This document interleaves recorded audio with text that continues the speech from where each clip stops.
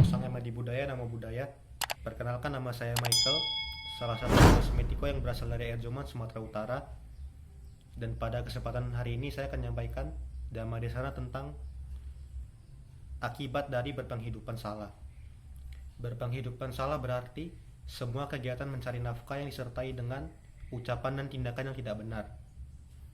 Ini adalah kisah tentang pedagang padi beras merah dan keluarganya yang memiliki moral yang buruk. Di suatu desa ada seorang pedagang yang curang, yang berdagang dengan menggunakan takaran yang salah. Dia mengambil pesak dan memasukkan tanah liat berwarna coklat ke dalamnya untuk menambah beratnya. Kemudian barulah dia campurkan dengan padi beras merah. Anaknya menjadi marah dan berpikir, dia tidak menghargai teman-temanku dan para pemberi selamat yang bertandang ke rumah. Kemudian dia mengambil sebuah bantalan kuk dan memukul kepala ibunya. Sementara menantu perempuannya memakan semua daging yang harusnya disajikan untuk semua orang. Ketika mereka mendesaknya agar dia mengakui hal itu, dia malah mengelak dan bersumpah dengan berkata, "Jika daging tersebut dimakan olehku, maka biarlah aku memakan daging yang kupotong dari punggungku di kehidupan selanjutnya."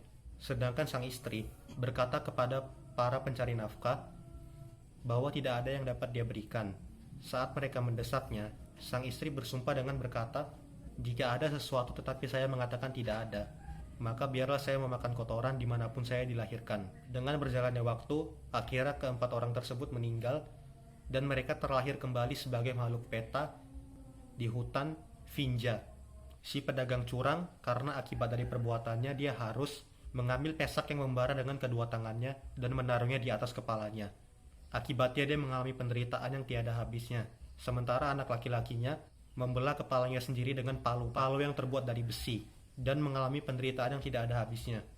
Sang menantu perempuan karena akibat dari perbuatannya harus mengalami penderitaan yang tiada akhir dengan memakan daging punggungnya sendiri yang dia cungkil dengan kukunya yang sangat panjang.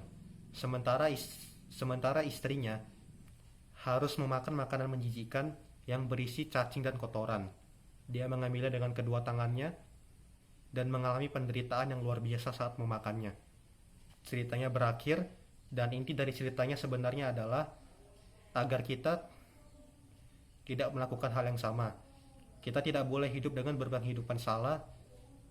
Oleh karena itu kita harus mencari nafkah dengan cara yang benar dan jujur agar hal yang terjadi kepada keempat orang ini tidak terjadi kepada kita di kehidupan selanjutnya. Mungkin demikian yang dapat saya sampaikan. Namo Sang Ema Budaya, Namo Budaya.